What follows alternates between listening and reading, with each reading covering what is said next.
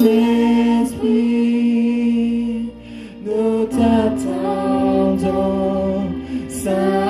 Saint-Esprit, nous t'attendons. Tel est notre désir, telle est notre prière. Saint-Esprit, nous t'attendons. Saint-Esprit, Saint-Esprit, nous t'attendons. Saint-Esprit, nous t'attendons.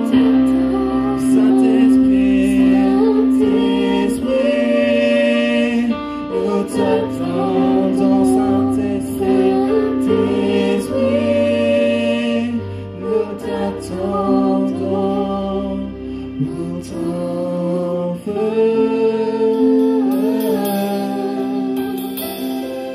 Pour ton feu, pour ton feu, Seigneur, feu, pour ton feu, pour ton feu.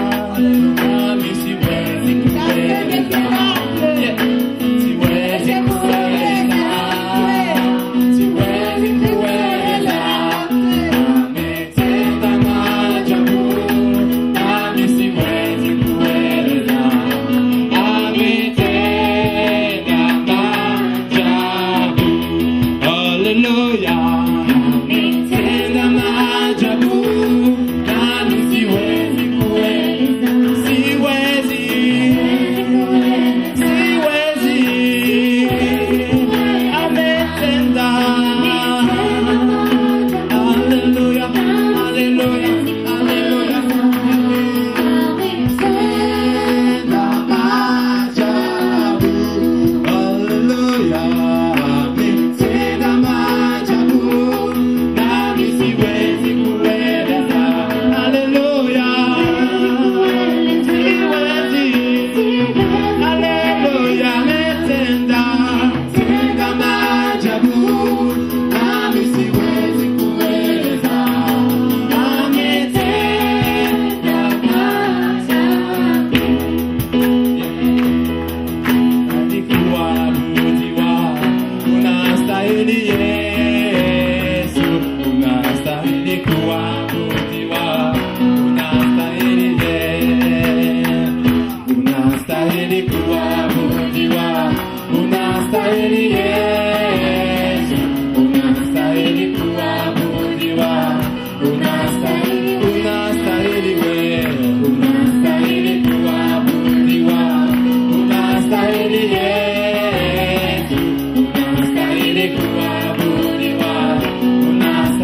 nani kama wewe? Unastahili kuabudiwa, unastahili yewe Yesu, unastahili kuabudiwa, unastahili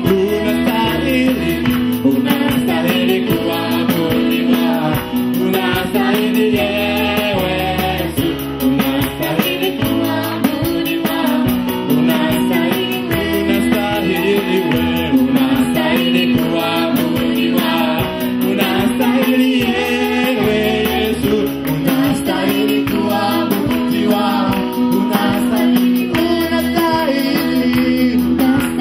kuabudiwa, unastahili Yesu, unastahili kuabudiwa,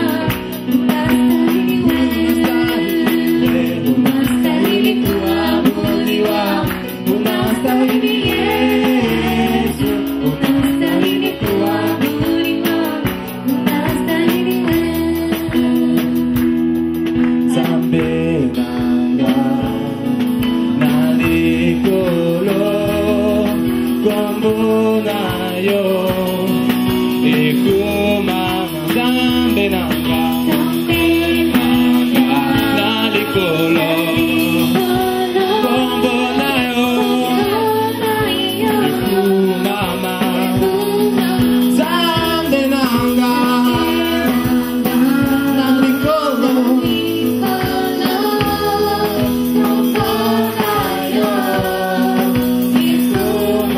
zambe nanga nalikolo kombonayo ikumama mana yanje yomijuru sinagawe mana yanje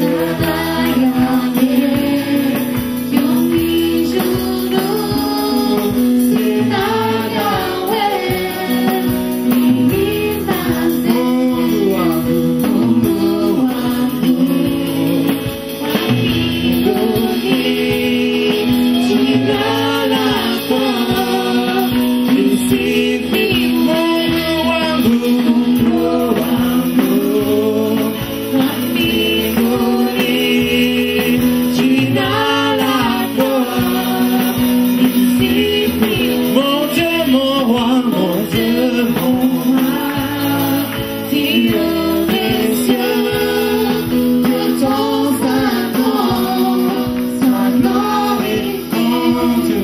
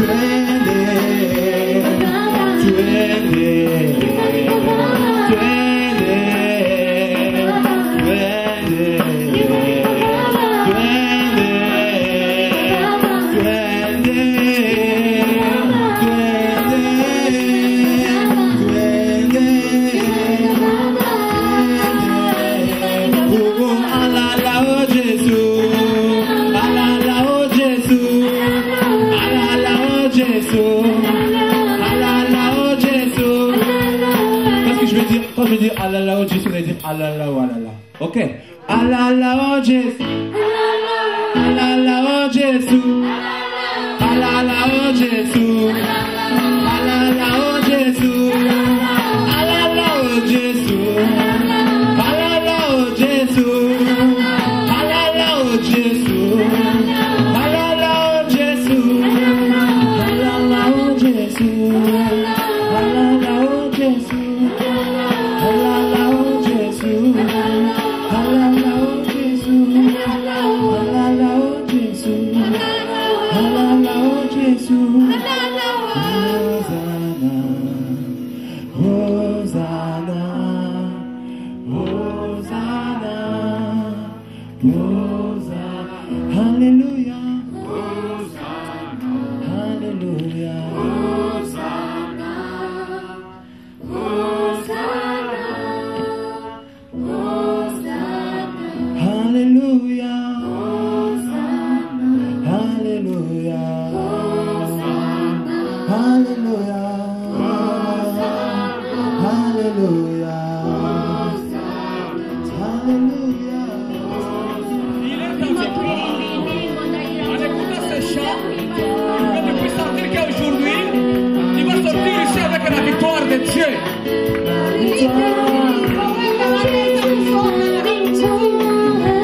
Jésus, ma victoire. Jésus, ma victoire. Ma victoire.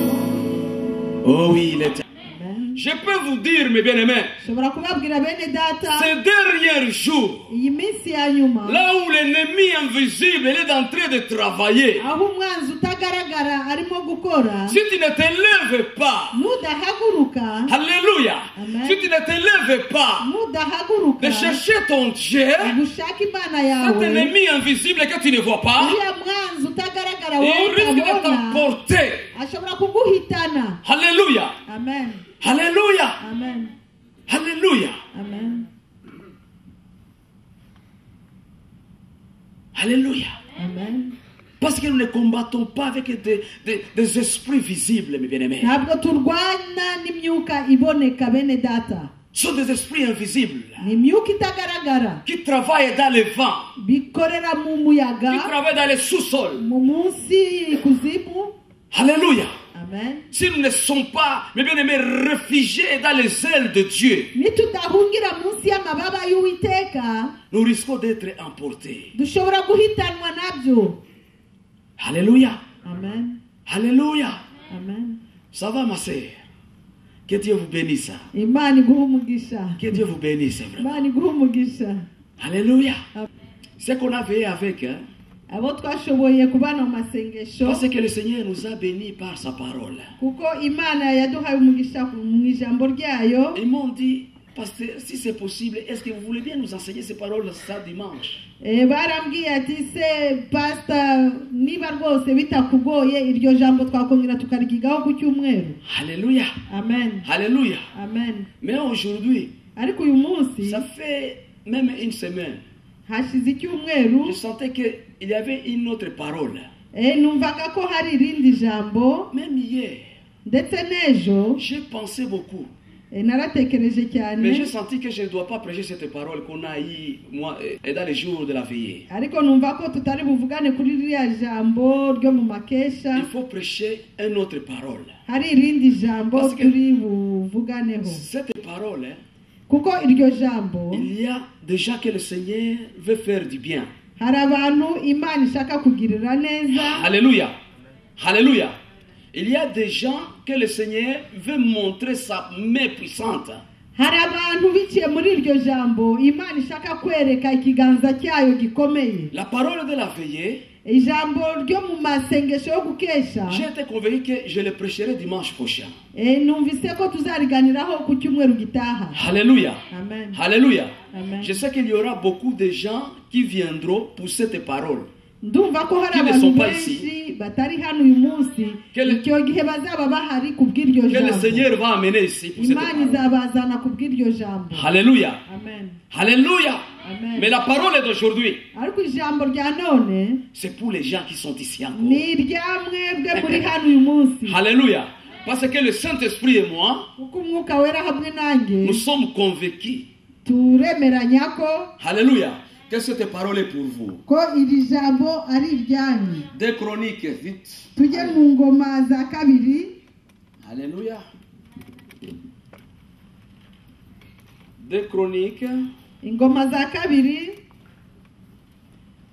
chapitre 18. igice cya 18,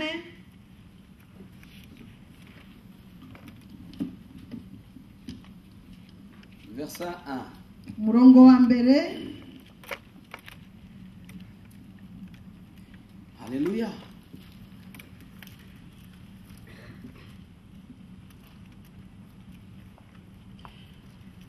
La parole que nous allons partager, Iri jambo tugiye kugabana, la tête de cette parole, umutwe waryo, parce qu'il est dans ces écritures, kuko uri muri ibi byanditswe, nous ne savons pas quoi faire. ntabwo tuzi icyo gukora. Alléluia. Alléluia. Nous ne savons pas quoi faire. Ntituzi uko tugomba kubigenza. Alléluia. Il y a les moments, Hari igihe les problèmes peuvent te dépasser. ibibazo bishobora kukurenga. Il y a les moments, Hari igihe le temps arrive, hein, igihe kigera tu sens que ce n'est pas favorable. ukumva icyo gihe rwose kitakuhiriye. Tu sens que tu fais des choses urakora ibintu n'aboutissent pas. ibintu byose ntibikunogere Tu cherches à faire des choses, ugashaka gukora tu ibintu vois que ça ne te réussit pas. ibyo bintu ntihagire icyo bitanga Jusque là où le temps arrive, hein, kugeza igihe ikindi gihe kigera tu dis dans ton cœur, ukibwira mu mutima wawe je ne savais pas quoi faire. ni ukuri sinzi uko ngomba Et quand kubigenza tu arrives dans ce point, iyo ugeze aho ngaho le Seigneur commence à regarder ton cœur maintenant. imana itangira kureba umutima wawe Parce qu'il ne dépend plus maintenant de lui-même. kuko uyu muntu noneho atagishoboye Maintenant, je veux moi-même me révéler à lui. ubu noneho ngewe ngenyine ngiye kumwigaragariza Alléluia. amen Alléluia. amen Alléluia. amen Les jours que tu sentiras toi-même umunsi uzumva ko wowe wenyine dans ton cœur, mu mutima que wawe tu sais pas quoi faire, ko umeishiwa tu byarangiye laisses tout à Dieu. noneho byose ubyeguriye imana En ce moment-là, tu auras la victoire. aho nyine niho uzakura En ubutsinzi ce moment-là, tu seras très fort. ako kanya niho uzahabwa imbaraga Alléluia. amen Alléluia. amen Alléluia. amen Chapitre 18, hein, igice cya 18 verset 1. umurongo wa mbere Le roi Josaphat est très riche et couvert d'honneur. Il nie sa famille par mariage à la famille d'Akab, roi d'Israël. Verset 2. Au bout de quelques années, Josaphat va trouver Akab à Samarie, pour lui et pour ceux qui sont avec lui. Akab fait préparer une grande quantité de moutons et de bœufs. Puis, il essaye de persuader Josaphat et d'aller attaquer avec lui la ville de Ramon de Galan. Alléluia. Nous allons sauter. Alléluia. Nous allons sauter. Nous allons au verset, nous allons au chapitre 19 toujours. tuva aho ngaho tujya ku gice cya 19 Verset 19, verset 1 toujours. ku murongo wa mbere Josaphat, roi de Juda, retourne chez lui à Jérusalem en bonne santé. Le prophète Yehu, fils de Hanani, vient à sa rencontre et lui dit: tu y es allé aider un homme mauvais. Pourquoi donc? Est-ce que tu aimes ceux qui détestent le Seigneur? À cause de cela, le Seigneur est en colère contre toi. Pourtant, tu as fait de bonnes choses. Tu as brûlé dans ton pays le poteau sacré de la déesse Asherah. Et tu as cherché Dieu de tout ton cœur. Alléluia. amen Alléluia. amen Nous allons encore aller. Nous allons aller encore au chapitre 20, tujye ku gice cya 20 au verset 15. ku murongo wa 15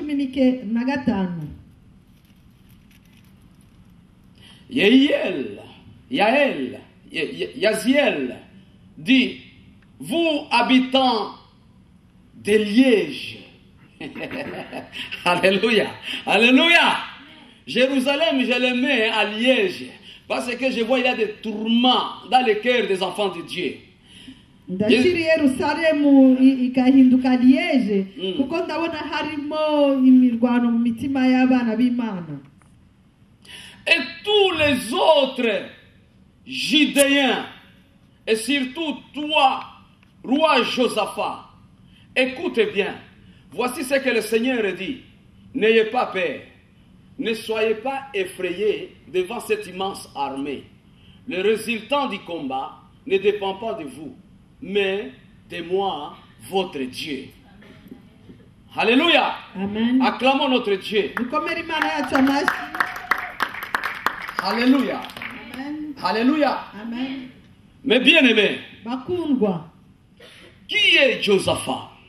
Josafati ninde Josaphat, Josafati c'est le fils du roi Asa. ni umuhungu w'umwami Asa Asa, il était le roi de Juda. yari umwami w'ubuyuda Il avait eu un enfant, Josaphat. yabyaye umuhungu witwa Josafati. Asa, c'est quelqu'un qui aimait Dieu. Asa ni umugabo wakundaga Imana. Il faisait la volonté de Dieu. Yakoraga ubushake bw'Imana. Il posait de bonnes œuvres tout le temps devant Dieu. Yakoraga ibikorwa byiza iteka imbere y'Imana. Et quand le problème arrivait, ubwo ibibazo byateraga, il invoquait l'Éternel. yahamagaraga Uwiteka. Et le Dieu venait pour le libérer. Imana ikaza ikamutabara. Il venait pour combattre pour lui. Ikamurwanirira. À cause, il avait brisé et tous les poteaux qui étaient, mais bien aimé Ajidan. Kubera yuko yari yaramenaguye ibishushanyo n'ibigirwamana byose byabaga i Buyuda. Le Seigneur avait béni le roi Asa. Imana yahaye umugisha umwami Asa. Il avait béni, il avait donné une grande bénédiction. Imana yamuhaye umugisha munini cyane. À cause de cette bénédiction qu'il avait, noneho kubera uwo mugisha yari afite, il avait oublié que c'est le Seigneur qui lui avait donné. aribagirwa ko waturukaga ku Uwiteka. Il ne priait pas Dieu. Ntabwo yasengaga Imana. Il n'invoquait pas le Seigneur. Ntabwo yongeraga guhamagara Uwiteka. Et quand les problèmes venaient, ibibazo byaza, il ne priait pas. ntiyasengaga. Jusque là où, kugeza igihe, oui-même il voyait qu'il était très riche.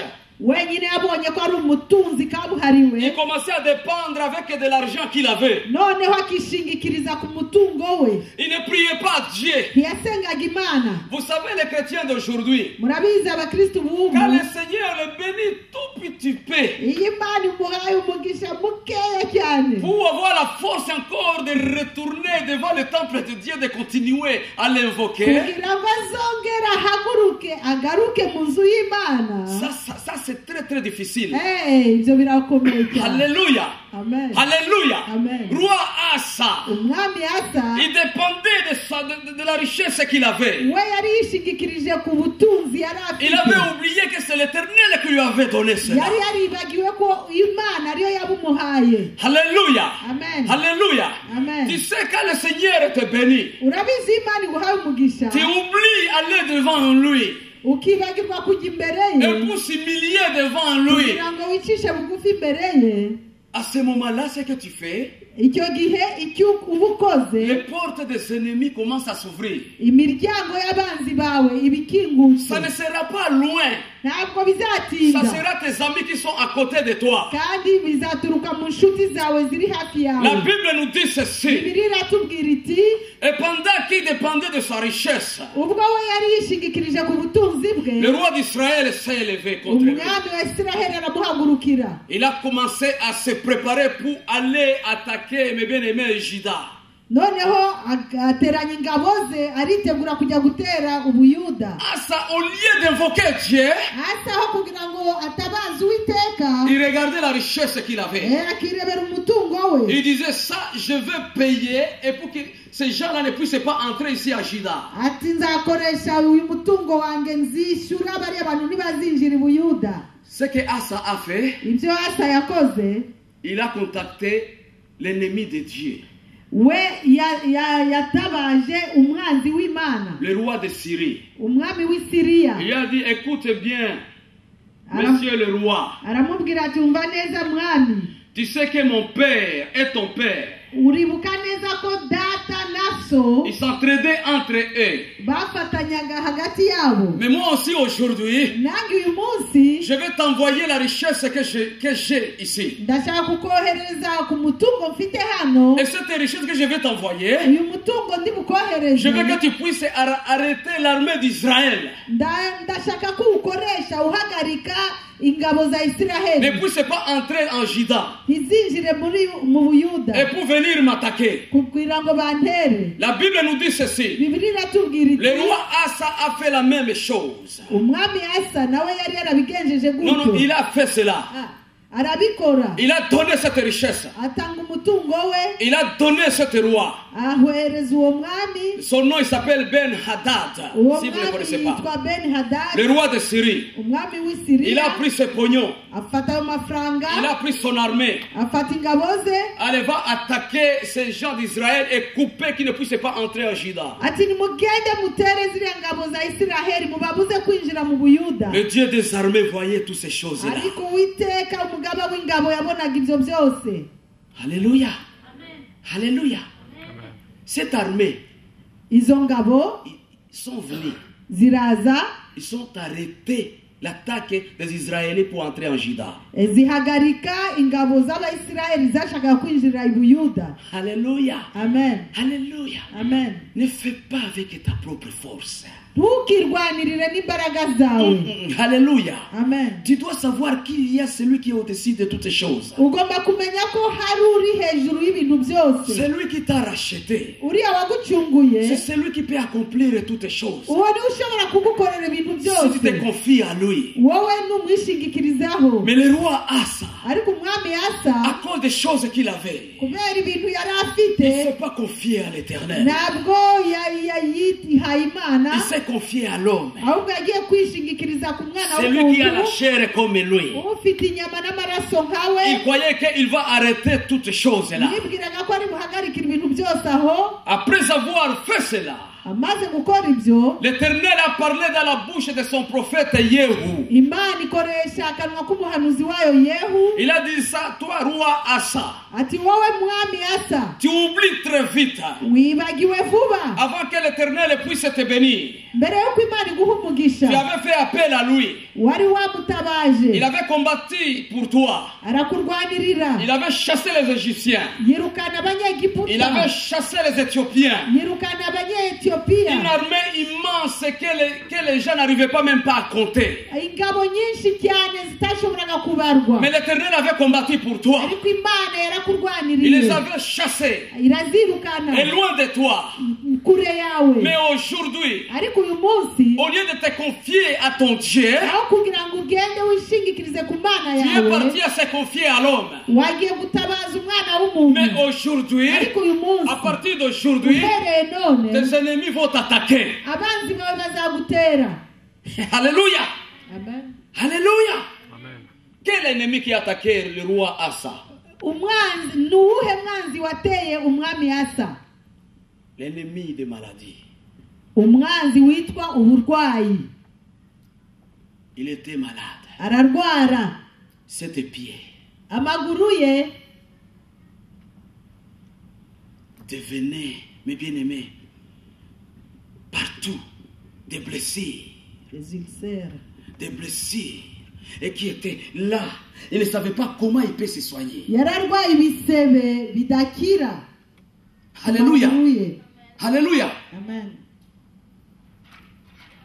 La Bible nous dit ceci. Bibiliya iratubwira ngo Malgré cette blessure qu'il avait nubwo yari afite ibyo bisebe bidakira sur cette jambe, kuri uko kuguru à cause de l'orgueil qu'il avait, kubera ubwibone yari afite.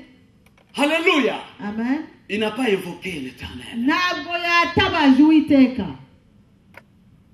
Il a couru arirukanka pour aller chercher les devins. ajya gushakisha Les devins abapfumu, abapfumu pour les guérir. kugira ngo bamukize. Alléluia. Amen. Alléluia. Et pour les guérir. kugira ngo bamukize. Vous voyez comment c'est terrible, mes bien-aimés. ese murabona uburyo biteye ubwoba bene data. Josaphat, il était là. josafati yari ari aho Il regardait areba ibyo comment son père, il est mourant. uburyo ise agiye gupfa, Comment son père, il a quitté la voie de Dieu. uburyo ise yataye inzira y'imana. Alléluia. La Bible nous dit ceci. bibiliya iratubwira iti Malgré cette blessure qu'il avait, nubwo yari afite icyo gisebe cy'umufunzo il n'a pas invoqué le Dieu d'Abraham. ntabwo yahamagaye imana ya aburahamu. À cause de son orgueil, kubera ubwibone il bwe est mort avec son orgueil. yapfanye n'ubwibone bwe. Alléluia. Amen. Pendant ce temps, icyo gihe le Seigneur entraînait toujours Josaphat. imana yari irimo itoza josafati Et comment il va servir, comment il va le servir. imwigisha uburyo azayikorera. Alléluia.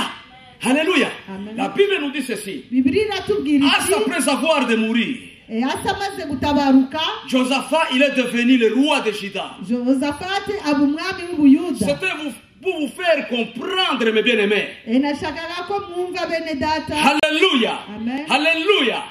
Ton papa ou ton oncle, il peut faire des choses devant Dieu. iso cyangwa so wanyu ashobora gukora ibintu imbere y'imana. Alléluia. Mais toi, ariko wowe le Seigneur, Imana Il a un plat pour toi. igufitiye umugambi. Alléluia. Amen. Ils savent que tu dois le servir, tu dois l'honorer un jour. Imana izi ko ugomba kuyikorera ukayihesha icyubahiro umunsi umwe. Josaphat a grandi. Yozafati arakura, Il a pris le relève. arasimbura Il se, est devenu le roi de Juda. aba umwami w'ubuyuda. La Bible nous dit ceci. Bibiliya iratubwira iti Josaphat, mes bien-aimés, Yozafati bene il a data servi l'Éternel hein, yakoreye à la Uwiteka façon comment David avait servi Dieu. nk'uko Dawidi yakoreye Imana. Il aimait l'Éternel. Yakundaga Uwiteka, Il a cherché le Seigneur avec son cœur. yashakishije Imana n'umutima we. La Bible dit ceci. Bibiliya iratubwira Il a iti appliqué son cœur pour chercher le Seigneur. yashize umutima we mu gushakisha Imana. Tu dis, si tu veux chercher le Seigneur, hein, Urabizi niba ushaka gushaka ce n'est pas Imana la chair qui doit chercher le Seigneur. ntabwo ari uyu mubiri izi nyama zigomba gushaka Tu dois Imana. donner l'ordre à ton cœur. Ugomba gutegeka umutima wawe, Tu dois l'appliquer dans les disciplines pour chercher l'Éternel. uwo mutima ukawushyira kuri gahunda kugira ngo ukurikire C'est comme Imana. ça que Josaphat avait fait. Uko niko Yozafati yari Il a appliqué yabigenjeje. son cœur pour chercher le Seigneur. Umutima we wose yawushize mu gushaka Imana. Il a cherché Dieu. ashaka Imana, Il a brisé tous les poteaux sacrés qui étaient à Juda, avunagura ibishushanyo n'ibiti byose byari biri qui étaient à Jérusalem. ibyari Il a Yerusalemu, brisé toutes ces choses-là. arabivunagura arabimenagura. Et quand le Seigneur a vu toutes ces choses-là, Imana ibonye ibyo byose il a commencé à élever Josaphat itangira kuzamura dans Josafati un autre degré que d'autres rois n'avaient pas. mu rundi rwego abandi bami batari bafite. Il a commencé à le bénir. atangira kumuha Il a umugisha, commencé à lui donner des bénédictions, des bénédictions. atangira kumuha imigisha n'imigisha. Josaphat, il est devenu un homme très riche. Josafati ahinduka umugabo w'umukire Il est w'ikirangirire, devenu un homme très puissant, mes bien-aimés. ahinduka umugabo ukomeye cyane, umunyamaboko. Plus que les pays qui l'entouraient, les royaumes qui entouraient Juda, mes bien-aimés. yari asumbye ibyo bihugu byose byari bikikije ubuyuda. Il est devenu très fort. agira imbaraga cyane. De l'autre côté, en Israël, mu rundi ruhande il y avait encore Isiraheli, un autre roi qu'on appelait Akab. hari undi mwami witwa Akabu, À cause il avait une femme sorcière, kuko yari afite umugore w'umurozikazi. lui, il haïssait l'Éternel. yangaga Imana, Il n'aimait pas Dieu. ntabwo yakundaga Imana. Tu sais, quand tu es marié avec quelqu'un qui n'aime pas Dieu, urabizi iyo wasezeranye ugashakana n'umuntu udakunda ou quelqu'un Imana, qui n'aime pas que tu puisses servir ton Dieu, cyangwa umuntu ukubuza kujya gukorera Imana, celui-là devient ennemi de Dieu. uwo muntu ahinduka umwanzi w'Imana. Alléluia. Amen. Et quand il devient ennemi de Dieu, yahinduka umwanzi mais toi aussi, si w'Imana, tu commences à prendre part de cette personne, wowe nawe uhinduka igice cy'uwo muntu. quand tu commences à prendre part, iyo utangiye kwifatanya nawe, alléluia, tu deviens le même. nawe umera À nkawe, ce moment-là, tu deviens ennemi de Dieu. nawe uhinduka umwanzi w'Imana. Et c'est comme ça, mes bien-aimés, et qu'Akab, il était avec sa femme. uko niko Akabu yari ameze n'umugore we, Parce que sa femme, elle était une femme sorcière. kuko umugore we yari umurozikazi. Mais là où ils étaient en Israël, aho bari batuye muri mais Isiraheli, l'église tolérait toutes ces choses-là. itorero ryacaga hejuru y'ibyo bintu Ils byose. avaient des prophètes. bari bafite abahanuzi, Alléluia. Amen. Ils avaient mes bien-aimés des Lévites. bari bafite abarewi, Alléluia. Et Amen. c'était comme un gidan, mes bien-aimés. bari bimeze nko mu buyuda. Mais la présence de Dieu n'était pas au milieu d'eux. ariko kubaho kw'Imana ntikwari hagati yabo. Alléluia.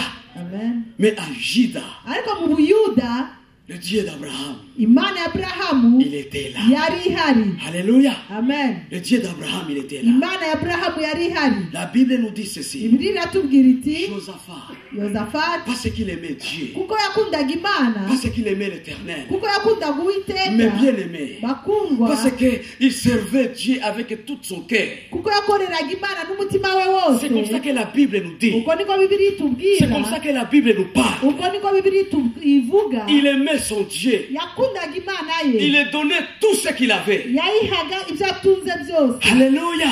Amen. Alléluia.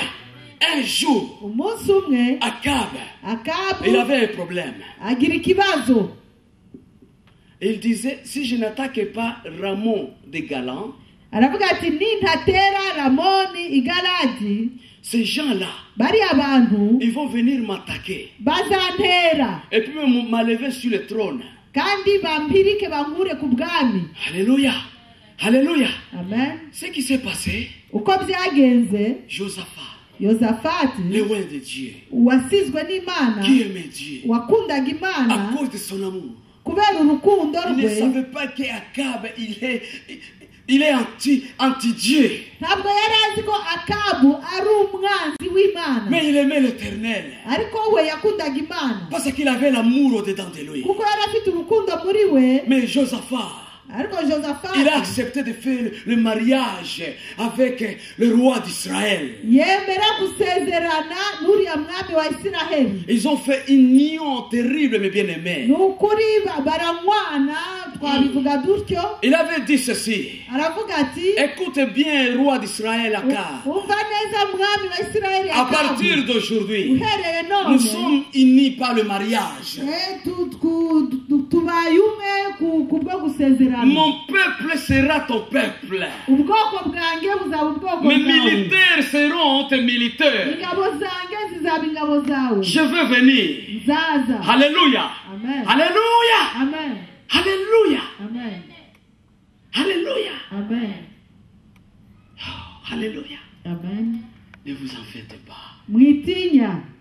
Tu peux être uni celui qui n'aime pas Dieu. Ushobora kuba ufatanye warasezeranye n'umuntu udakunda Imana, Parce que tu as l'amour de Dieu. ariko kuko wowe ufite urukundo rw'Imana, Dieu te délivrera. Imana izagutabara. Alléluia. Amen. Alléluia. Amen. La Bible nous dit ceci. Bibiliya iratubwira iti, Après quelques jours, hashize iminsi mike Josaphat a pris la décision. Josafati afata icyemezo, Il a pris, mes bien-aimés, le gouvernement qu'il avait. afata guverinoma yari afite. Alléluia.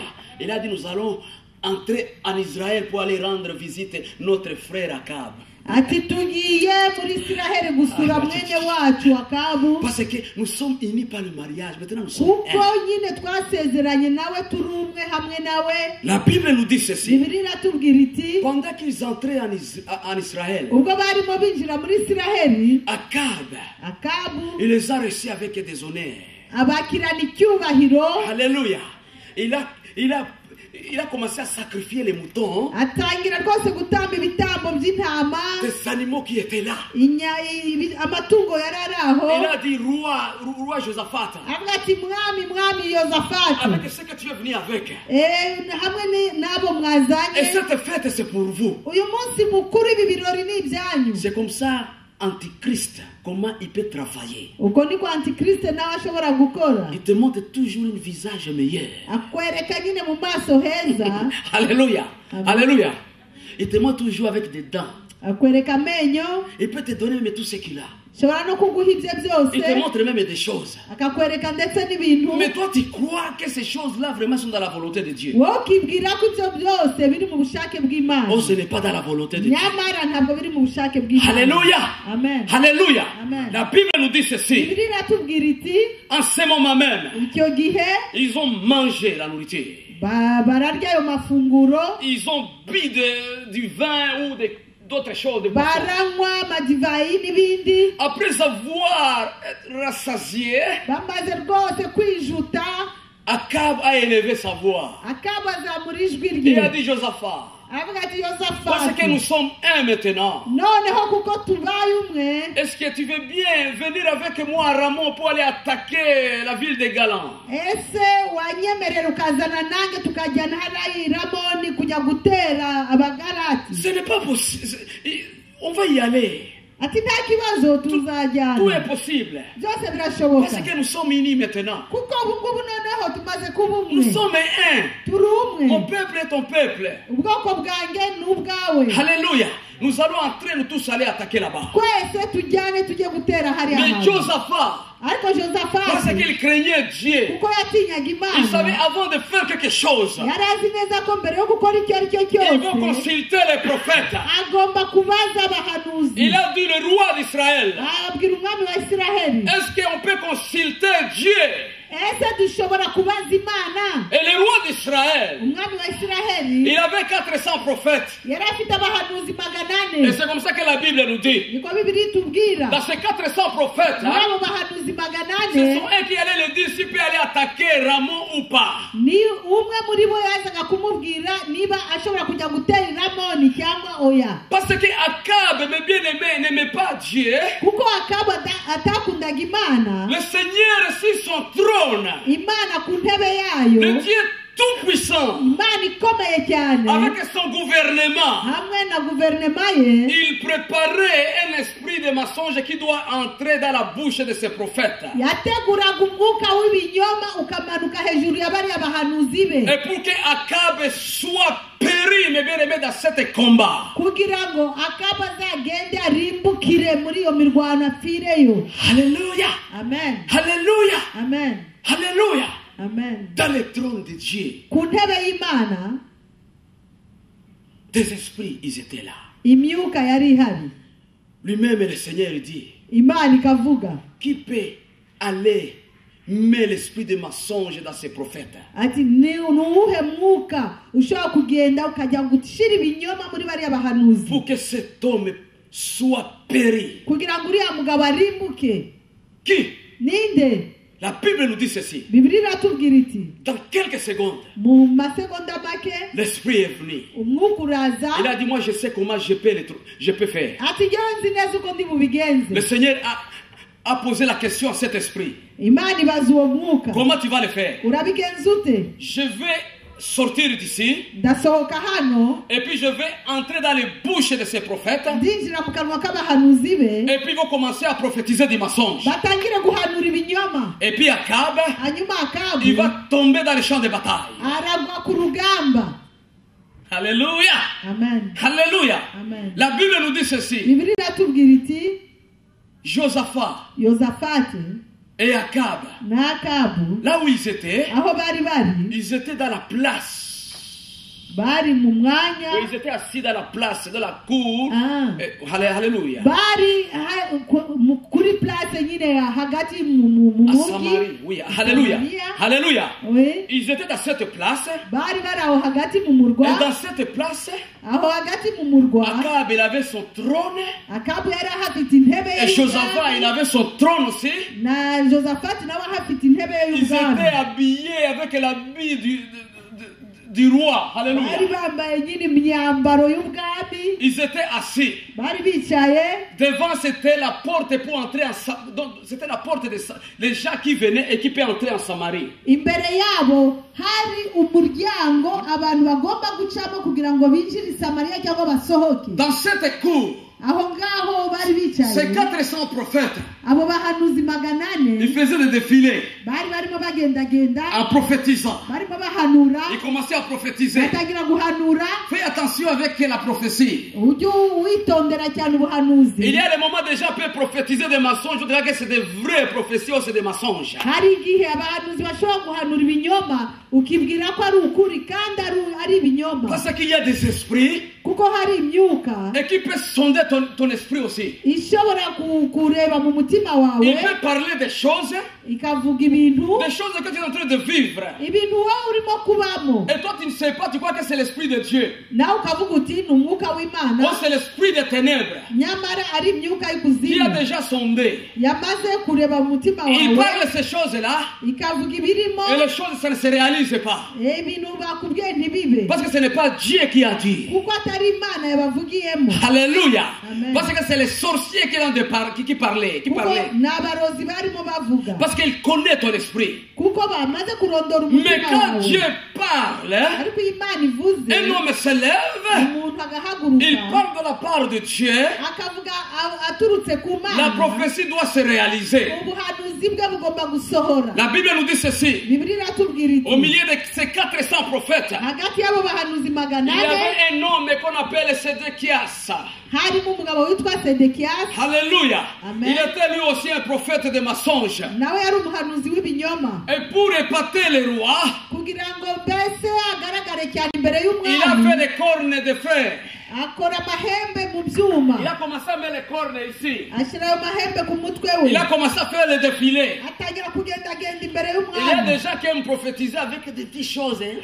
Dieu commence à dire, fais attention. Hari abantu batagira guhanura nyine bakajya mu buryo bwose. Tu sais, quand on prophétise, Murabizi iyo bahanura on peut prophétiser dans les calmes. bashobora guhanura mu mahoro, Parce que l'Esprit de Dieu, mu mutuzo, l'Esprit de Dieu est calme. kuko umwuka w'Imana uratuje. Quand il parle, Iyo uvuze il parle dans la douceur. ivuga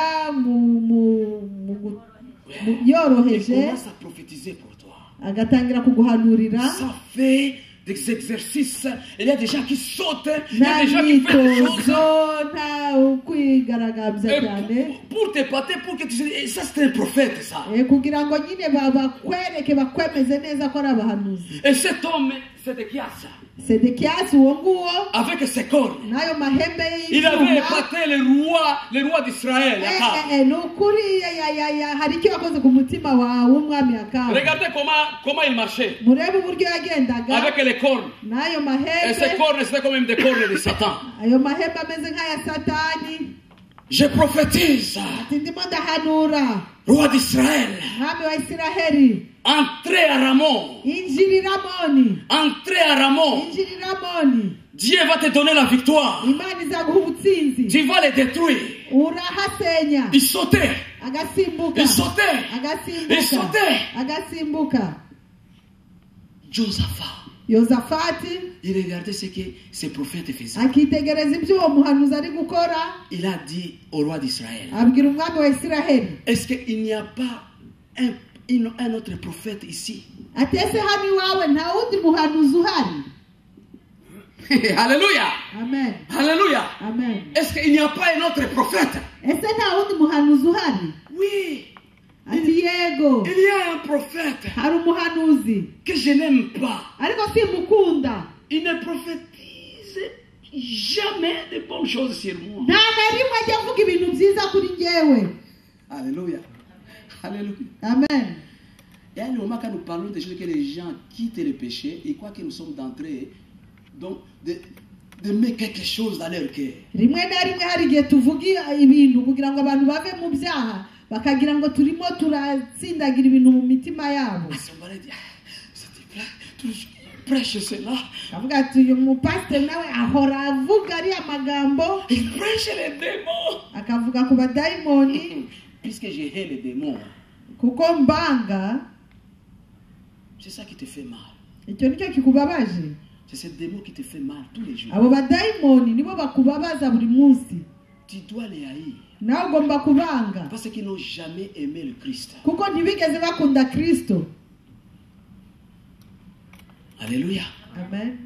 Oui, il y a un autre prophète. Ati yego hari undi Il muhanuzi s'appelle Michée. yitwa Mika. Il m'a jamais dit de bonnes choses. Uriya nta kintu na kimwe cyiza yigeze Et ampanurira. quand il prophétise, Iyo ahanuye il prophétise de mauvaises choses. ampanurira ibintu bibi. Je le déteste. Amwanga. Ne déteste jamais un homme de Dieu Ntukange na rimwe umuntu w'Imana qui est dans la bonne voie. uri mu nzira nziza. Quand il vous dit des choses, Iyo akubwiye ibintu faites-les, bikore, appliquez-les. bishyire mu bikorwa. C'est pour votre bien. Ni ku neza yawe. Alléluia. Amen. Alléluia. La Bible nous dit ceci. Bibiliya iratubwira iti Akab Akabu a envoyé ses commissaires yohereza abakomiseri be pour aller amener Michée. bajye kuzana Mika. Alléluia. Ces commissaires d'Akab, Abo bakomiseri ba Akabu ils ont commencé à donner l'ordre à Michée. batangira gutegeka Mika. Écoutez bien, Michée. Wumve noneho Mika, wumve neza. Tous les prophètes, Abahanuzi bose ils ont prophétisé de bonnes choses. bahanuriye umwami ibintu byiza. Toi aussi, Wowe nawe tu dois prophétiser la même chose. ugomba guhanura nkabo. Alléluia. Amen. Alléluia. Amen. Travaille la façon comment l'Esprit de Dieu te dit à faire. Wowe kora uburyo umwuka w'Imana kuyoboye. Alléluia. Alléluia. Amen. Parce que les gens peuvent te dérouter. Kuko abantu bashobora kukuyobya. Michel, il a répondu le commissaire. Mika asubiza abo bakomiseri. Le Dieu d'Abraham que je sers, Imana ya Aburahamu nkorera je vais parler ce qu'il va me dire à dire. ndavuga ibyo ari bumbwire kuvuga. Alléluia. Amen. Mais il y avait une grande pression. ariko nyine hariho igitugu gikomeye. Ces commissaires étaient bien habillés. abakomiseri bari bambaye neza Avec des grands. n'amapete ku Et rutugu pour dire non, kugira ngo bahakanire il faut avoir vraiment la puissance de Dieu. ugomba kuba ufite rwose imbaraga z'Imana. Alléluia. Amen. Alléluia. Amen. Pendant qu'il partait, ubwo barimo bagenda Michel, Mika il arrive à la porte de Samarie. agera ku muryango w'i Il Samariya voit la place abona aho hantu bicaye de 400 prophètes. b'abahanuzi 400. Comment ils faisaient ils ont fait des défilés devant les rois. barimo bagendagenda rwose imbere y'umwami Comment ils ont de mentir. barimo babeshya. Michel, quand il est arrivé là-bas, Mika ahageze Akab. Akabu Michel, Mika est-ce qu'on peut aller conquérir Ramon et Gala? ese dushobora kugenda tugafata Ramoni na Galadi? Alléluia. À cause de la pression de ces commissaires qui étaient là, kubera icyo gitugu cy'abo bakomiseri bari bari aho. Michel a dit ceci. Mika aravuga ati Oui, tu peux y aller. Tu vas avoir le succès là-bas. ati yego ushobora kujyayo kandi uzahagirira ubutsinzi. Écoutez bien, hein? Mwumve neza Il prophétise pour Akab. ahanuriye Akabu Parce qu'Akab, avant, il disait que toi, quand tu viens, tu me prophétises de mauvaises choses. kuko Akabu yavugaga ati wowe iteka umpanurira ibintu bibi. Maintenant, il lui prophétise de bonnes choses. noneho amuhanurira ibintu byiza. Akab s'est levé. Akabu arahaguruka Combien de fois je vais te dire que tu puisses me dire la vérité, Michel? ati wowe Mika inshuro zingahe nzagusaba kumbwira ukuri? Alléluia! Amen. Alléluia! Amen. La Bible nous dit ceci. Bibiliya iratubwira iti Pendant qu'il disait cela, ubwo yari arimo avuga ibyo Michel a dit de la part de Dieu.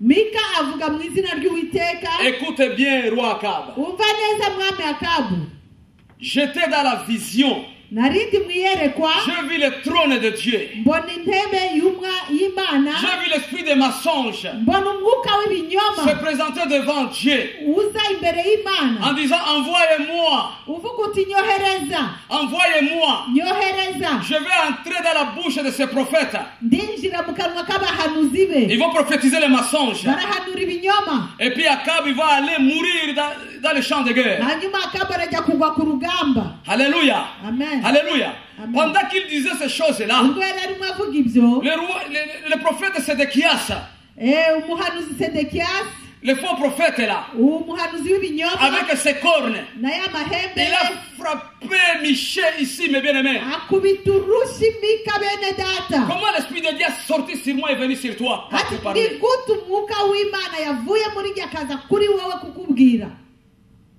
Alléluia. Amen. Alléluia. Amen. Michel lui a dit ceci. Mika aramubwira ati À cause de cet acte que tu viens de faire, kubera iki gikorwa umaze gukora tu entreras dans les chambres urinjira mu cyumba et d'autres chambres. n'ibindi byumba, Tu ne sais pas comment faire uzayoberwa icyo et ugomba tu gukora mourras. kandi uzapfa. Alléluia. Alléluia. Amen. Alléluia. Amen. Michel, après avoir prophétisé la vérité, Mika amaze kuhanura ukuri, Akab a dit à Josaphat, Akabu abwira Josafati, qu'est-ce que je t'avais dit? nakubwiye iki? Il ne me prophétise pas du bien. Nta na rimwe ampanurira Il ibyiza, me prophétise du mal. ampanurira ibibi gusa. Tu as entendu ce qu'il a dit? Ese wumvise ibyo yavuze? Il a dit, il a dit ce commissaire, Yabwiye abakomiseri, à partir de maintenant, uhereye aka kanya vous prenez Michel mufate Mika et amenez-le devant Amon. mumujyane imbere ya Amoni, Alléluia. Devant Amon. imbere ya Amoni Il va lui donner le pain d'affliction. aramuha umugati w'agahinda w'akababaro Alléluia. Et le vin d'affliction. ndetse na divayi y'akababaro Jusqu'à le jour que je vais revenir. kugeza umunsi nzagarukira. Michel lui a dit ceci. Mika aramubwira ati Si tu reviens ici, nugaruka hano ça ne sera pas l'Éternel qui a parlé dans ma bouche. ntabwo azaba ari Uwiteka wavugiye mu kanwa kanjye, Parce que j'ai vu les soldats s'éparpiller et partir à gauche à droite comme ils n'ont pas de berger. kuko ngewe nabonye abasirikare bawe batatanye hirya no hino nk'aho badafite umugaba w'ingabo. Ramène-les. mumutware. Alléluia. Regardez comment des gens qui servent l'Éternel, Urebe uburyo abantu bakorera Imana, comment ils racontent des souffrances. uburyo bahura n'imibabaro. Ouais, toi, tu n'as pas encore même pas servir Dieu. Wowe ntiwari wanakorera Il y Imana, a un peu de souffrance. wagira akababaro Tu gato, te retires. ukigendera, Alléluia. Alléluia. Tu te retires. ukagenda ugasubira inyuma, Et puis continue à servir. ati ngewe ntabwo nzakomeza gukorera Imana. Yo. Que Seigneur nous pardonne. Imana itubabarire. Alléluia. Amen. Alléluia. Josaphat, il était là. Yosafati yari ari aho. De temps en temps, l'amour, il faut faire attention avec l'amour. Rimwe na rimwe urukundo tugomba kwitondera urukundo. L'amour peut nous amener dans l'amour sans le savoir. Urukundo rushobora kutujyana mu rupfu tutabizi. Alléluia. Josaphat ne faisait pas mal devant Dieu. Josafati nta kibi yakoraga imbere y'Imana. Il ne s'approchait de rien. Nta kintu umutima we wamuregaga. Il savait qu'il est en train d'aider un ami. Yari azi ko arimo afasha inshuti. Alléluia. Alléluia. Amen. Alléluia. Le roi d'Israël Umwami wa Israheli a proposé Josaphat. abwira Josafati. Mais il avait peur quand même. Hein? Ariko uwo mwami nawe yari afite ubwoba. Vous savez, les paroles là qui sortent chez Michel, Ariko aya magambo ya Mika uyu nguyu. il y a quelque chose. Harimo ikintu. Il y a des gens qui ne croient pas même pas aux hommes de Dieu, mais il y a quelque chose dans leur cœur. Toujours. Comme ça. Hein? Hari abantu batajya bizera amagambo y'abakozi b'Imana, ariko iyo bavuze ntibabura kugira ubwoba muri bo. La Bible nous dit ceci. Bibiliya iratubwira iti, Akabe a dit à Josaphat, akababwira Josafati moi je vois que c'est toi qui vas t'habiller le tenue des rois. ati ndabona wowe wambara imyambaro y'umwami. Tu sais quand tu sers l'Éternel, Urabizi iyo ukorera Uwiteka Dieu dans les droitures. uba uri mu nzira Il y'ukuri. y a le moment que l'ennemi peut t'amener dans le chemin de mort. ou dans Hari le chemin igihe de mort. umwanzi akujyana mu nzira y'irimbukiro cyangwa urupfu, Alléluia. Mais toi tu ne sais pas. ariko wowe ntubimenye. Mais l'Éternel vient, il te délivre. Ariko Imana ikaza ikagutabara, Mais parce que tu le fais avec l'amour. kuko wowe wabikoranye urukundo. On va mettre le tenue des rois. Wowe wambara umwambaro w'umwami. Mais moi, Njyewe Akabe, Akabu je veux me déguiser. enda On ndiyoroberanya ne puisse pas me connaître. ntibamenye. Tu ne peux pas te déguiser très longtemps devant Dieu. Imbere y'Imana ntushobora kwiyoroberekeranya igihe kirekire. Si le Seigneur veut te mettre là-bas, Imana ishatse kugushyira il te hariya mettra. izahagushira. Tu peux te déguiser très longtemps. Wakwiyorobekeranya uko ubishaka Mais le jour du Seigneur, quand il arrive, hein, umunsi w'Uwiteka il te wagera mettra là-bas. azagushira Et les gens hariya. te connaîtront qui tu es. Azagushira hanze abantu bakumenye uwo uri we. Akabe. Akabu Il savait, maintenant je suis bien déguisé. ati ubu noneho niyorobekeranye nakuyemo imyambaro Il yanjye. y a beaucoup de gens qui se déguisent avec notre peau ici. Hari abandi bantu bahindura ndetse n'uruhu rwabo. Alléluia. Amen. Alléluia. Amen. Alléluia. Amen.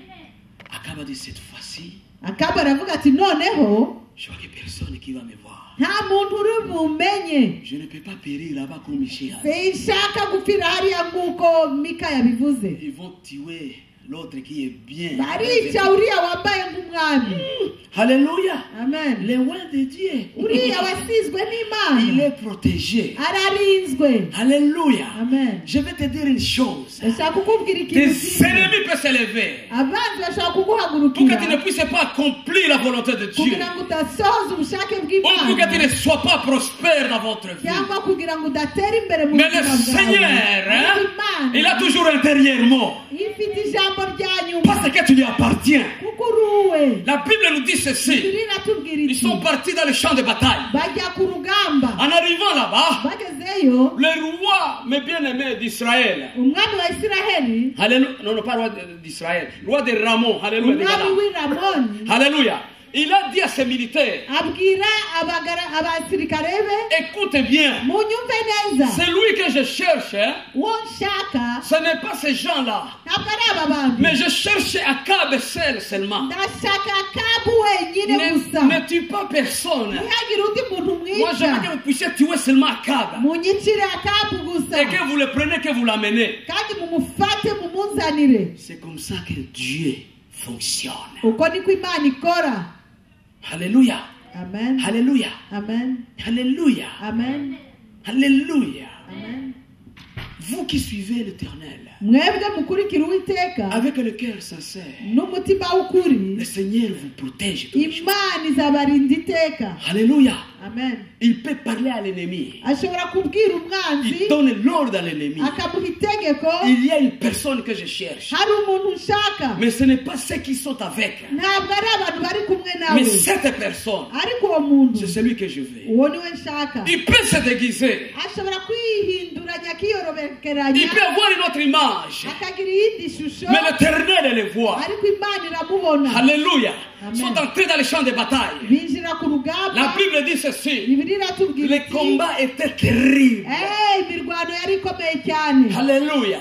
L'armée de Juda, ingabo z'ubuyuda, l'armée d'Israël, ingabo za ils isiraheli étaient là avec des chars de combat. bari bafite amagare y'imirwano. Akab, akabu dans les charrettes de combat, ari nyine muri iryo gare ry'intambara avec Josaphat. hamwe na yozafati. La Bible nous dit ceci. bibiri iratubwira iti, Il y avait un convoi. Hein?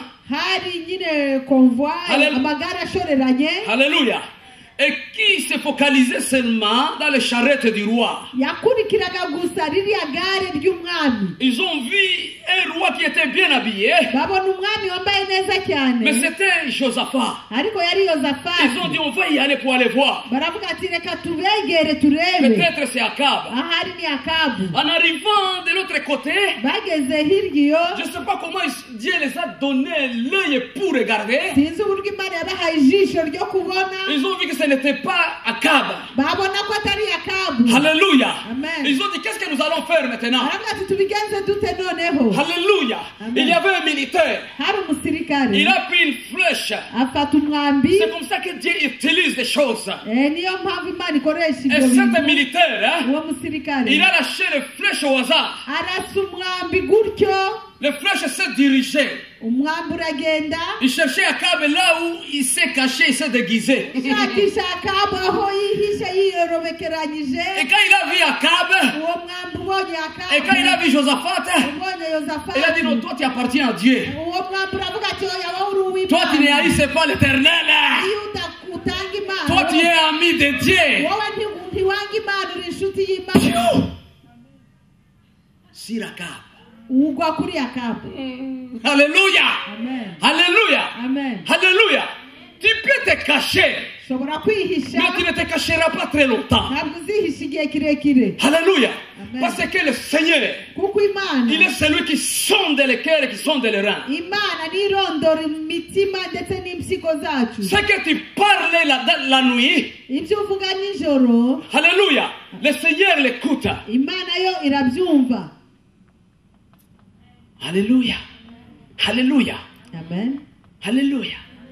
Akab a eu cette flèche. akabu nyine araraswa n'uwo mwambi, Il a dit, ah, aravuga ati yewe we, mets-moi à côté. munshire ku ruhande. Yo.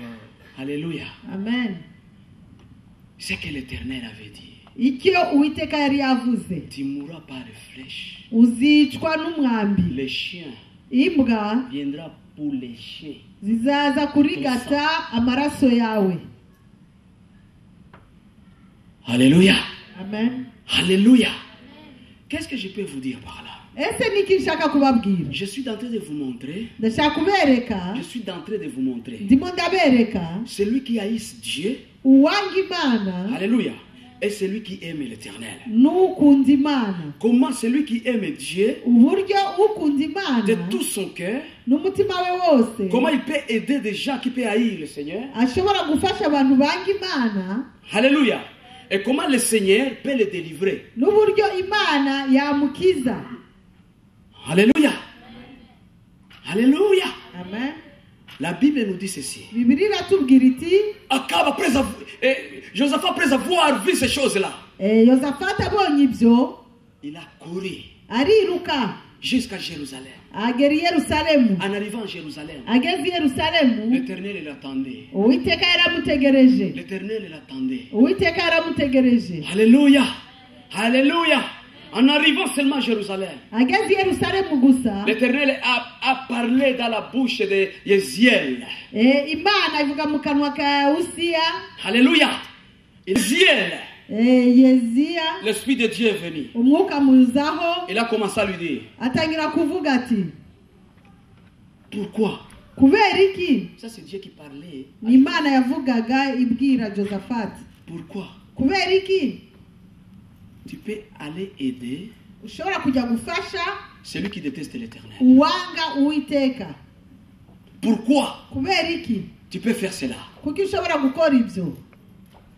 La Bible nous dit ceci. Bibiliya iratubwira iti À ce moment même, ako kanya l'Esprit de Dieu a continué à parler. umwuka w'Imana akomeza kuvuga. Il a dit, Iravuga ati le Seigneur était en colère de toi. Imana yari kurakariye. Il était irrité.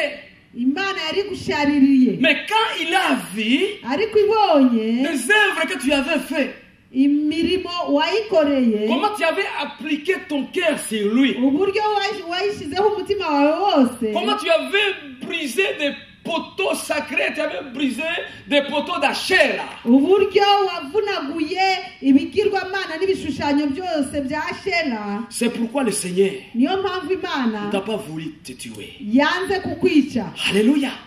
Alléluia. Amen. Alléluia. Amen. Parce que tu as fait de bonnes choses pour lui. Kuko wakoze ibikorwa byiza imbere y'Imana. Parce qu'en toi, Kuko muri wowe il n'y a rien de mal.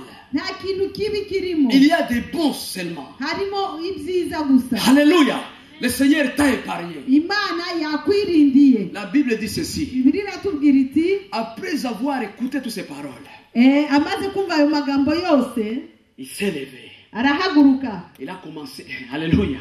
J'aime bien quand l'Éternel parle. Alléluia. Ndakunda cyane iyo Imana ivuze. Il a commencé à entrer dans le pays d'Ephraïm et pour aller apporter la bonne nouvelle. Atangira kujya mu gihugu cya Efraimu agiye kujyanayo inkuru nziza. Il disait aux gens, il faut avoir confiance à Dieu. Abwira abantu ati mugomba kwizera Imana. Il faut aimer l'Éternel. Mugomba gukunda Et Imana. quand il a fini d'amener la bonne nouvelle, Amaze gusakaza inkuru nziza, il a retourné à Jérusalem. agaruka i En Yerusalemu. arrivant à Jérusalem, Ageze i Yerusalemu, il a établi les juges. ashyiraho Il a abacamanza. commencé à dire les juges, Abwira vous abacamanza, devriez servir l'Éternel. mwagombye gukorera Ne Uwiteka. servez pas de l'homme. Mureke gukorera abantu. Il faut faire la justice correctement. Mukore ubucamanza butabera. Et quand il a fini, Arangije il est parti pour aller encore une fois établir les Lévites. ajya gushyiraho Abalewi Alléluia. Et pour accomplir cette volonté de Dieu. kugira ngo bakore umurimo w'Imana. La Bible nous dit ceci. Bibiliya iratubwira iti Et quand il a fini de faire toutes ces choses-là, arangije gukora ibyo byose, les ennemis s'est levé contre Josaphat. abanzi baramuhagurukira Yozafati. Les Moabites,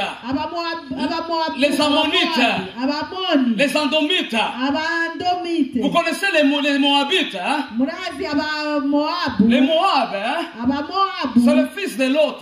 ni abahungu ba Loti. Alléluia. Moab, hein? Moabu C'est l'enfant aîné, hein? C'est l'enfant aîné de Lot. ni umuhungu w'imfura wa Loti. Ammon, hein? Amoni Et c'est le fils cadet, hein? C'est le deuxième fils hein? de fille cadet de Lot. ni umuhungu wa bucura w'umukobwa wa Loti. Parce que ces filles, hein? Kuko abakobwa be Ils avaient pris la décision de faire les enfants avec leur père. bo bari bariyemeje kubyarana na papa wabo. Et ces enfants, Abo bana ils sont babo devenus comme des maudits. babaye ibivume. Alléluia. Malgré qu'ils avaient une parenté avec des enfants d'Israël. Nubwo bari bafitanye isano n'abana ba Isiraheli, Ils étaient comme des enfants qui étaient rejetés. bari nk'abana batawe intabwa. Alléluia. Mais les enfants que Dieu connaissait, Abana Imana yemeraga c'était les enfants d'Isaac. ni abana ba Isaka. Alléluia. Amen. Alléluia. Amen. La parole de Dieu nous dit ceci. Ijambo ry'Imana riratubwira riti Quand les ennemis s'est levés, abanzi bahagurutse. oh, alléluia. Amen. Il y a des messagers qui sont qui a dit, hé, Josaphat, Baza kubwira Yozafati ati yewe Yozafati, fais attention maintenant, c'est terrible. uramenye noneho birakomeye. 3 pays, ils sont en train de se préparer pour venir nous attaquer. Hari ibihugu bitatu biri kwitegura kugira ngo bize kudutera. Qu'est-ce que nous allons faire? Ese tubigenze dute? Un homme qui vit dans le prière de Dieu, Umugabo uba ku birenge by'Imana il connaît où il peut aller demander l'aide. azi aho agomba kujya gutabaza. Et quand le problème vient, Iyo ibibazo bije il n'est pas pas troublé. ntabwo Et quand ahungabana des choses viennent, iyo ibintu il bikomeye ne regarde pas celui qui est à côté de lui. ntareba uri iruhande rwe Mais il regarde celui qui a créé le ciel et la terre. areba uwaremye ijuru n'isi Celui qui a tout pouvoir. ufite ubushobozi bwose La Bible nous dit ceci. bibiri iratubwira Après iti avoir entendu ces choses, amaze kumva ayo magambo il a pris la décision afata icyemezo de dire aux enfants de Juda abwira abana et b'ubuyuda des enfants d'Éphraïm nabo muri et de efurayimu Jérusalem n'i yerusalemu et d'entrer dans les chaînes de prière. kwinjira mu masengesho yo kwiyiriza Ils sont entrés dans les chaînes de prière. batangira gusenga no Ils kwiyiriza ont commencé à prier Dieu. batangira gusenga La imana Bible nous dit ceci. bibiri iratubwira Et iti tous ces peuples, abo bantu ils bose étaient rassemblés autour de Josaphat. bose bari baje gukikiriza umwami yozafati La voix. arangurura ijwi Il a dit, toi, Josaphat, aravuga ati wowe et yozafati tous les Judas, namwe abayuda et d'autres mwese pays, namwe mwa bihugu bindi écoutez bien, mwumve neza les combats imirwano ne nous appartiennent pas. urugamba si urwanyu Les combats m'appartiennent moi. urugamba ni urw'uwiteka Vous seulement, mwebweho vous allez regarder. murebe gusa Vous allez vous arrêter. muhagarare Regardez seulement murebe gusa ce que l'Éternel va faire pour vous. icyo uwiteka ari bubakorere Acclamons notre Dieu. komera imana yacu Alléluia. amen Alléluia. Regardez seulement murebe gusa ce que l'Éternel va faire pour vous. icyo uwiteka ari bubakorere La Bible dit ceci. bibiri iratubwira iti Josaphat, après avoir recevoir toutes ces paroles prophétiques, yozafati amaze kwakira ayo magambo y'ubuhanuzi il s'est prosterné contre terre. yikubita hasi Il a commencé à louer Dieu. atangira guhimbaza Il a imana commencé à glorifier Dieu. atangira kuramya imana Et pour cette victoire qu'il vient de les donner. bw'ubwo butsinzi imana imuhaye Et quand il a fini de se prosterner devant Dieu, arangije guca bugufi imbere y'imana avec tous les Judéens, na hamwe n'abayuda bose il s'est levé. arahaguruka Il se met à la tête de l'armée. ajya imbere y'ingabo ze Ce qu'ils ont commencé à faire, icyo batangiye gukora ils ont commencé à chanter. batangira Ils ont kuririmba commencé à louer Dieu. batangira guhimbaza imana Pendant qu'ils chantaient, barimo baririmba et pendant qu'ils louaient Dieu dans tous ces problèmes, barimo bahimbaza imana muri ibyo bibazo byose l'Éternel a commencé à faire des dégâts dans les camps de l'ennemi. imana yatangiye gukora amarorerwa mu nkambi Les y'abanzi ennemis commençaient à s'entretuer eux-mêmes. b'abanzi batangira kwicana hagati yabo La façon comment ils chantaient, uburyo la baririmbaga force de Dieu s'est levée imbaraga z'imana pour zarahagurutse anéantir leurs ennemis. zinesha abanzi babo Alléluia. amen Alléluia.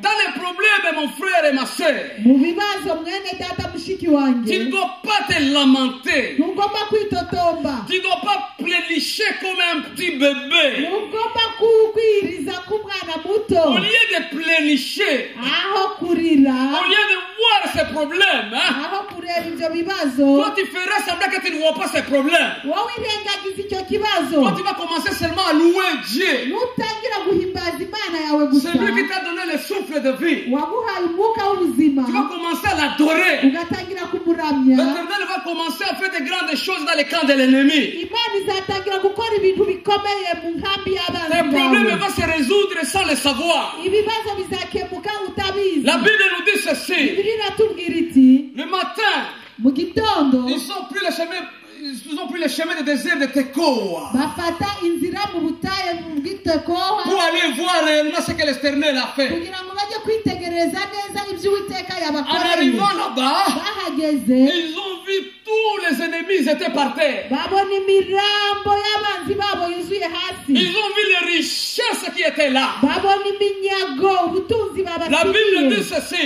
ijambo ry'imana Ils riratubwira ont pris riti cette richesse. bafata ubwo butunzi Ils ont fait 3 jours. bamaze iminsi itatu Mais ils n'ont pas arrivé de finir de prendre toutes ces richesses. ariko ntibarangije kubitunda Alléluia. amen Alléluia. amen Alléluia. Alléluia. L'Éternel, uwiteka il veut te rendre riche. arashaka kuguha ubutunzi Alléluia. Regarde comment tu te vois. ese wowe wibona gute Regarde. irebe Et quand tu te regardes, iyo wireba tu vois, c'est impossible que je deviendrai riche. uravuga ati aha ese mama nanjye koko ubu naba umutunzi Mais regarde-toi, regarde-toi. Regarde celui qui est à côté de toi. Regarde. Regarde. Regarde celui qui est à côté de toi. Regarde-les. reba uri iruhande Celui-là rwawe il deviendra riche vraiment. ese uriya yaba umutunzi Mais tu ne peux pas l'accepter. wowe ntabwo wabyemera Parce qu'il a traversé un moment difficile. kuko arimo aca mu bintu bikomeye. Priez Dieu. Senga Imana, Gênez. iyirize, Invoquez-lui. hamagara Imana. Les combats Urugamba ne dépendent pas de toi. ntabwo ari urwawe, Dépend de Dieu d'Israël. urugamba ni urw'Uwiteka Imana ya Isiraheli. Alléluia. Amen, Alléluia. amen. Père attendre. Yashaka kubumvisha uyu munsi. Alléluia. C'est ce que l'Éternel Ibi ngibi nibyo Uwiteka yashaka kubumvisha uyu voulait munsi. semer dans votre cœur. Ibi nibyo ashaka gutera mu mitima Parce que yanyu, dans vos cœurs, kuko mu mitima yanyu c'est les cœurs qui sont vides, ni imitima iri mu busa, pleins de peur.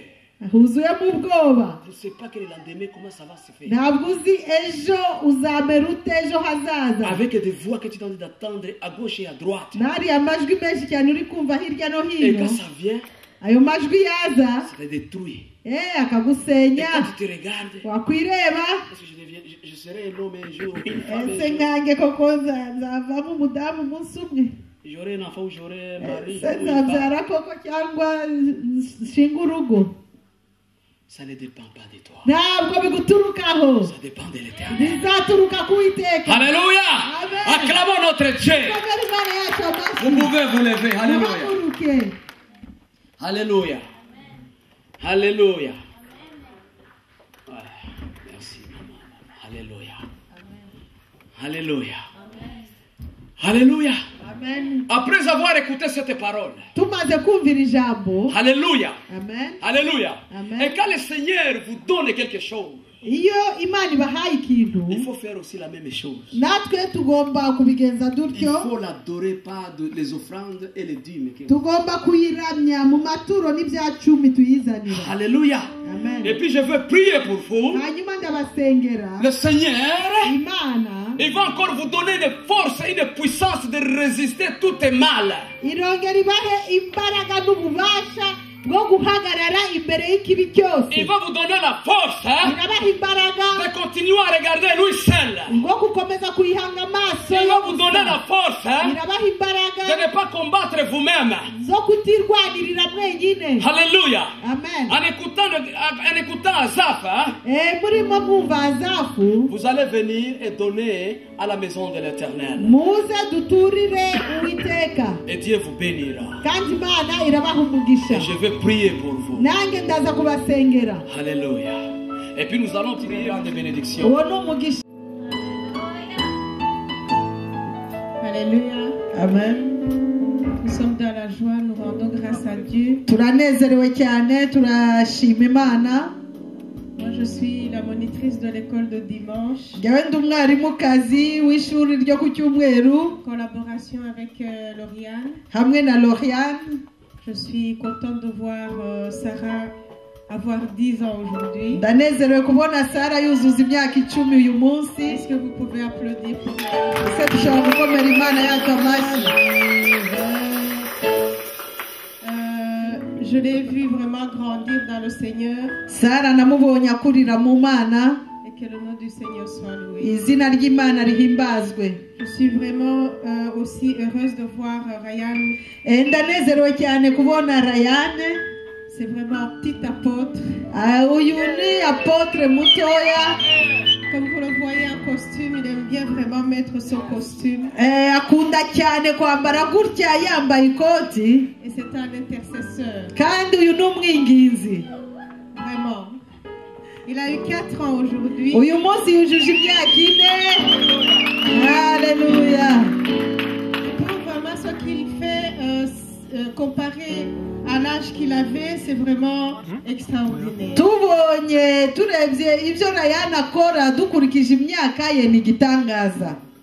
Je demande au Seigneur de bénir vraiment ses enfants et je le remercie de les avoir fait grandir encore et encore, et je sais qu'il va encore faire de grandes choses pour ses enfants. Ndasaba Uwiteka ngo ahe umugisha aba bana, abarinde kandi akomeze kubakuriza muri we, kandi nzi neza ko azakora ibihambaye ku bw'aba bana. Alléluia. Amen. Je voudrais dire à l'assemblée, s'il y a des visiteurs, s'il y a des mamans, de continuer à nous apporter des enfants parce que c'est la joie pour nous. ndashaka kubwira abadusuye n'abandi babyeyi bari hano mukomeze kutuzanira abana kuko ni umunezero munini. Nous avons des activités différentes. Nous étudions la Bible, les chants, mais aussi nous fêtons les anniversaires. dukora ibintu bitandukanye, twiga bibiliya, turaririmba kandi dukora n'iminsi mikuru yacu y'isabukuru. Nous préparons les enfants à devenir des serviteurs de Dieu, des apôtres, des pasteurs. turategura aba bana bazaba abakozi b'Imana, abapastori, abapotre. Alléluia. Amen. Parce que c'est la jeunesse de l'église. kuko ni n'urubyiruko rw'itorero. Je vais demander les anciens qui puissent prier pour les enfants pour ndasaba abakuru basengera abana qu'ils puissent encore grandir dans le Seigneur. bakomeze gukurira mu Mana. Que Dieu vous bénisse. Imana ibahe umugisha. Maman pasteur, viens prier. Alléluia.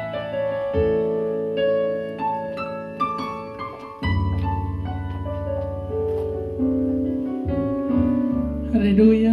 Amen. Tous Tous ensemble, nous allons tourner nos mains vers ces enfants comme église. Éternel, notre Dieu, nous te bénissons encore. Nous te bénissons sincèrement, Seigneur, pour cette bénédiction que tu nous as donnée. Seigneur, ta parole est vérité. Et les enfants sont l'héritage qui vient de l'Éternel. C'est vrai, Seigneur, nous te bénissons parce que nous sommes convaincus qu'ils viennent de toi. Et nous te bénissons parce que c'est la progéniture de ceux qui ont été bénis. Et nous te bénissons parce que c'est la progéniture de tes amis. Nous te bénissons parce que ton œil sera toujours sur eux sur cette terre. Car c'est ainsi que nous dit ta parole. Que ton œil réside toujours sur tes amis. Nous venons d'écouter ta bonne parole, Seigneur Jésus.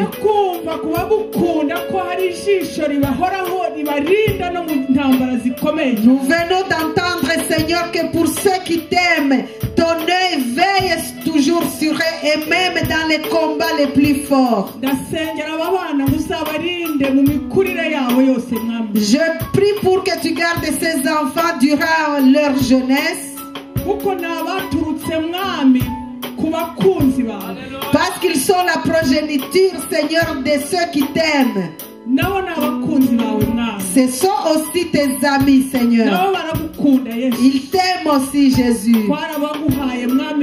Nous te les avons consacrés, Seigneur, afin qu'ils puissent grandir sur tes genoux, qu'ils grandissent en te respectant, qu'ils grandissent en fixant leur regard sur toi.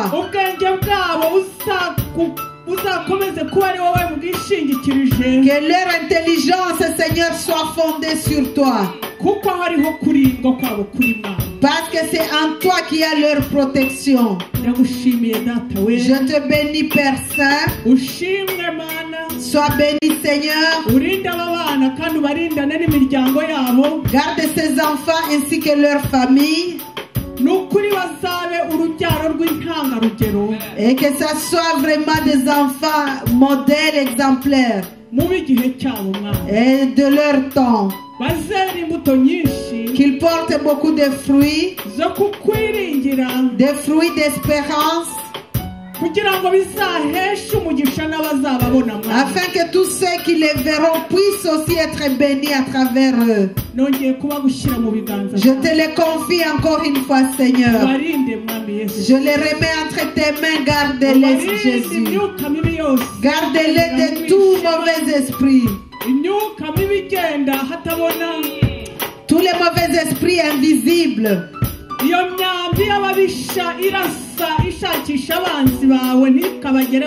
Toutes ces flèches, Seigneur, qui cherchent tes ennemis, qu'elles ne puissent pas les atteindre, Seigneur. Je les remets entre tes mains, Seigneur Jésus. Je te bénis pour les personnes qui s'occupent d'eux dans les Codim. Continue à leur donner la sagesse et l'intelligence, Seigneur. Et garde-les avec les enfants. Et qu'ils continuent à te glorifier.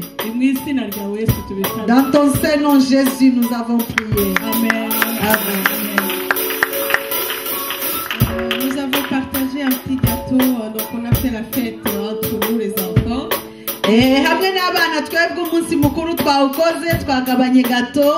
Mais vous pouvez avoir quelque chose à boire, ne partez pas très vite. Alléluia. Amen. On va quand même leur chanter joyeux anniversaire en vitesse. Joyeux anniversaire. Joyeux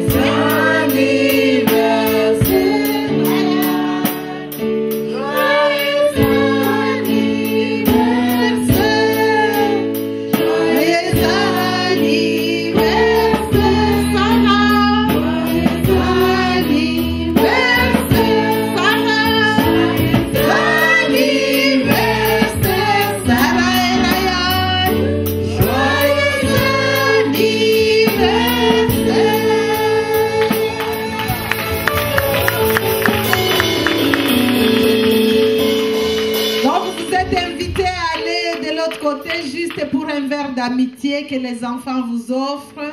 Ne le refusez pas. Faites-leur ce plaisir, s'il vous plaît. Et vous serez bénis.